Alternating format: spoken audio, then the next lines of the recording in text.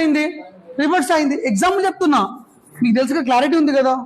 North south, south north. నేను ఆడ ఎన్ పెట్టని ఫీల్ అవ్వద్దండి, మీరు రాసుకోండి అంతే. ఏదేం లేదులేనా పాపము.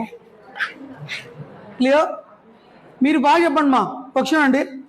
నార్త్ నార్త్ అయింది, సౌత్ సౌత్. ఓకేనండి, రివర్స్ చేస్తే బట్ డైరెక్ట్గా చూడండి, ఇది ఏముంది ఇక్కడ?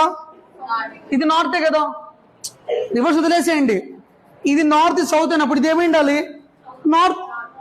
బాగానండి మా, రీప్లేస్ చేయొద్దండి, వదిలేండి. ఫస్ట్ ఇక్కడ నార్త్ వచ్చింది, కింద సౌత్. ఇప్పుడు ఎగ్జాంపుల్ నేను రాశాను మా, దీంట్లో నార్త్ ఇది సౌత్ అండి. ఇది నార్త్, ఇది సౌత్. నేను అలా రాశాను ఇది, అంటే రివర్స్ అవుతుంది అనేసి. అంటే పక్క పక్కనే సౌత్ ఉంది, పైన పైన నార్త్ అని చెప్పాను. రూల్ ప్రకారంగా నార్త్ సౌత్ ఇప్పుడు ఇక్కడ ఏం రావాలి? నార్త్ సౌత్ రావాలి, యాజ్ ఫర్ డైరెక్షన్స్. మీకు అర్థం కావడం కోసం ఇలా రాశాను, అంతే. It is only for understanding అంతే.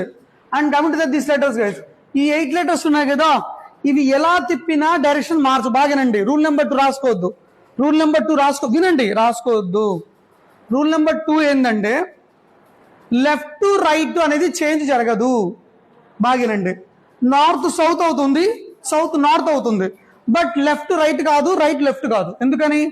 ఆల్రెడీ లెఫ్ట్ రైట్ మనకి ఎక్కడ వచ్చింది? అది మిర్రర్ ఇమేజ్ వచ్చేసింది. మళ్ళీ ఇక్కడ ఎందుకు వస్తుంది? అది అక్కడ గుర్తుందా? నార్త్ సౌత్ లేదు, ఇక్కడ నార్త్ సౌత్ ఉంది, అక్కడ రైట్